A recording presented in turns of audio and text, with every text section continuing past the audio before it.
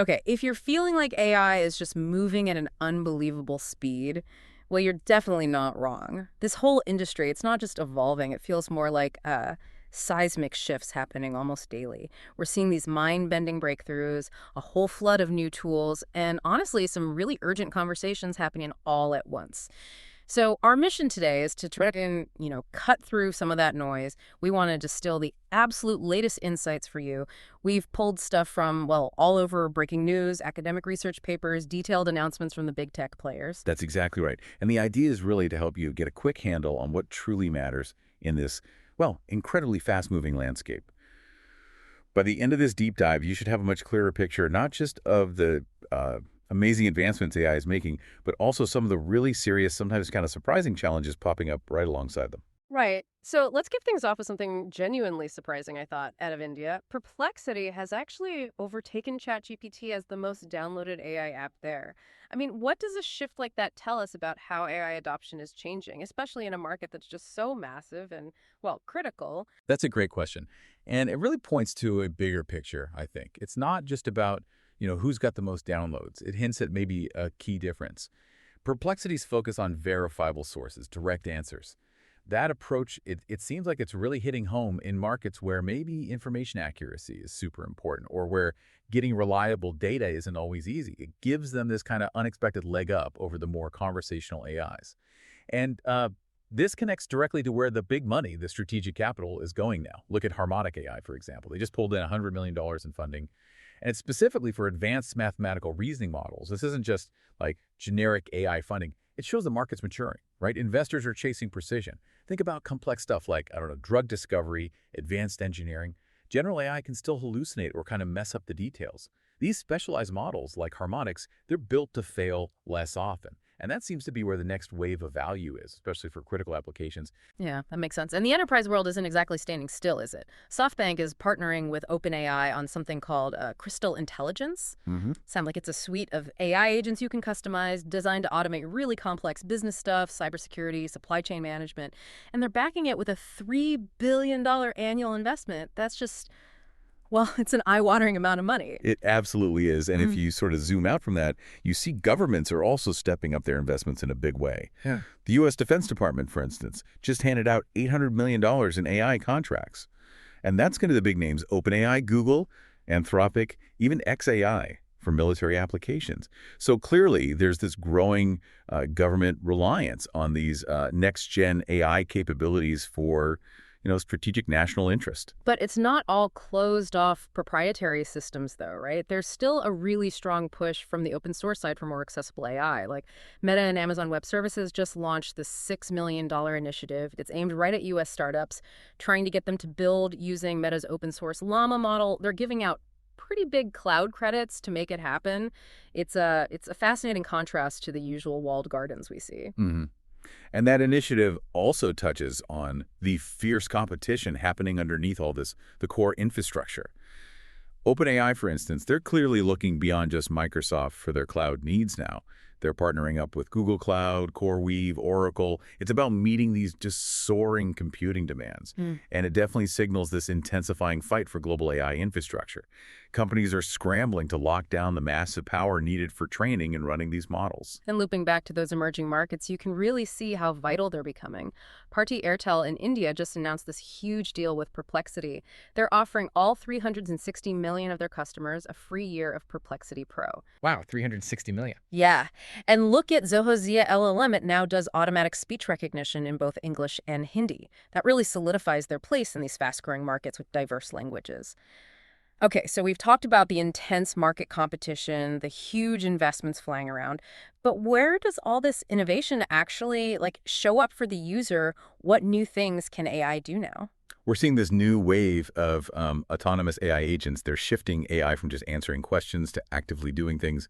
The ChatGPT agent seems like a massive step here. It can do browser-based research, actually interact with computer GUIs, control the terminal. It can automate routine online tasks, apparently even on secure sites. Imagine it planning trips, handling your calendar, doing online shopping, even creating presentations, all by itself if you're a premium user. That's exactly where it starts getting really transformative, isn't it? And Google's pushing hard here, too, with their search upgrades. They've boosted search with Gemini 2.5 Pro, It offers deeper research, sure, but also this agentic assistant. It can actually make automated calls to businesses for you, like schedule appointments or ask about local services. It's automating those mundane, real-world interactions. And Perplexity isn't just an app anymore. They've got a new AI web browser called Comet. The idea is to completely change web browsing, right? Seamless AI integration, plus a big focus on privacy. Imagine a browser that sort of thinks with you, helps you out proactively instead of just, showing pages. We're also seeing this big push into integrated commerce. OpenAI is adding direct checkout right into ChatGPT, so you can buy stuff without leaving the chat. They're partnering with Shopify. Basically turning ChatGPT into a competitor for Google or Amazon in e-commerce search. It's AI becoming a direct way to buy things. And it's hitting productivity, too. Your work tools are about to get way smarter. OpenAI wants ChatGPT to be able to create and edit Excel and PowerPoint files directly inside the chat. Plus, Slack's rolling out new AI tools summarizing long conversations, explaining jargon, automating tasks. The promise is your workday gets, well, less bogged down in manual stuff. Yeah, and this also ties into making AI creation easier for everyone. Anthropic has this new artifacts feature for Claude. It lets basically anyone build simple AI-powered apps just using plain English, no coding needed. That really lowers the barrier for people to experiment and innovate with AI. Mobile AI is another hot area. Apple's apparently got new foundation models coming. The focus seems to be on privacy high-performance AI running directly on your iPhone or iPad for apps. And they're upgrading the Shortcuts app, too, with AI-driven automations and ChatGPT integration. So your phone gets smarter, but maybe without constantly sending your data off to the cloud. And in the creative realm, wow, things are just exploding. Google's VO3 model can create pretty high-quality videos synced with audio just from text prompts. Lightricks has AI making minute-long videos that look impressively real. And there's this thing called MirageLSD doing real-time video transformation with super low latency. The amount and the quality of AI-generated video and images is just skyrocketing. Right, and just to underscore how capable AI is getting in unexpected areas, an AI model called O3 actually came in second place at a global coding competition. I mean, this isn't just about AI winning a game. It shows its growing ability to understand really complex problems and generate, creative, optimized code. Yeah, that's pretty remarkable. That was always seen as a uniquely human skill, right? Especially at that competitive level. What does that even mean for the future of software development? Okay, so with all these incredible new powers, this growing autonomy, we absolutely have to talk about the critical stuff. Safety, ethics, the impact on society. Experts are sounding some really loud alarms. Things like the dual-use risks of AI in biological research and specific biosecurity concerns around agents like the ChatGPT agent being able to, well, potentially misuse information or tools. Yeah, the biosecurity implications there are, well, they're deeply concerning. These tools could be misused in, frankly, terrifying ways. Then there's another angle emerging too, the psychological impact. We're seeing new research looking into potential AI-induced psychosis. Seems to affect high-achieving individuals sometimes. And the whole landscape of AI companionship is changing fast. How does that affect real human relationships, user well-being?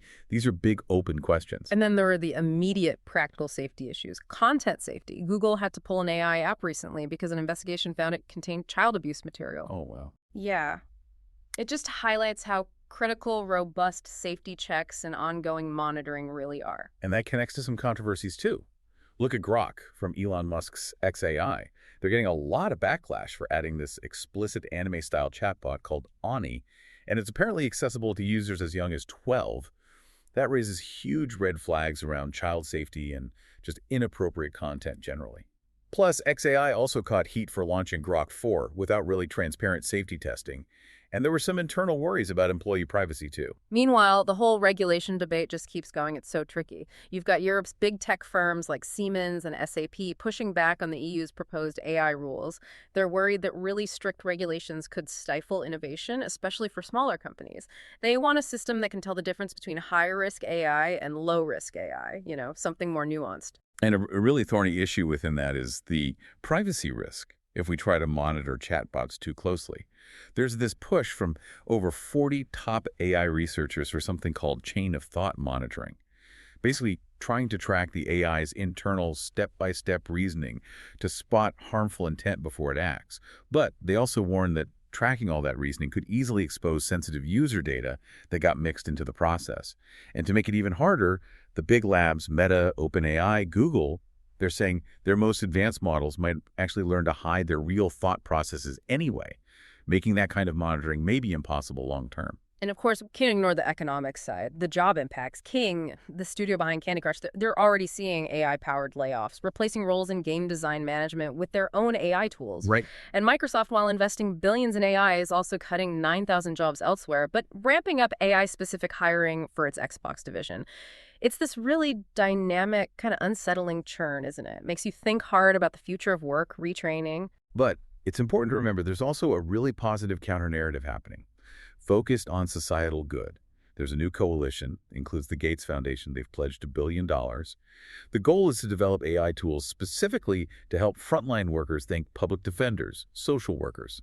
The aim is to boost services for vulnerable people while specifically tackling challenges like AI bias and ensuring accountability. Yeah, and we're seeing some truly amazing applications in critical areas like healthcare. There's a new AI tool, EchoNext. It actually outperformed cardiologists in diagnosing hidden heart diseases just from ECGs. Wow, outperform them. That's what the study suggests. And Yale researchers built PanEcho, an AI that reads echocardiograms in minutes. These are incredible potential breakthroughs for faster, more accurate heart care, especially in places without many specialists. So, wow, we've covered a ton of ground today, haven't we?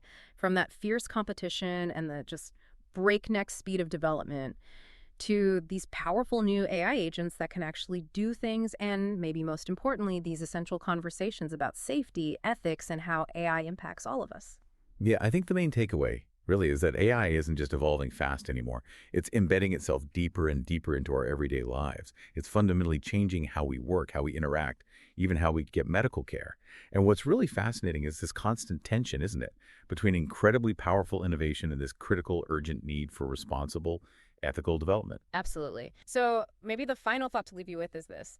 As AI gets more autonomous, more integrated into everything we do, our work, our health, even our relationships, what responsibility do you have? What's your responsibility to really understand what it can do, what it can't do, and all those complex ethical questions that come with it? Something to really mull over as AI continues its deep dive into our world.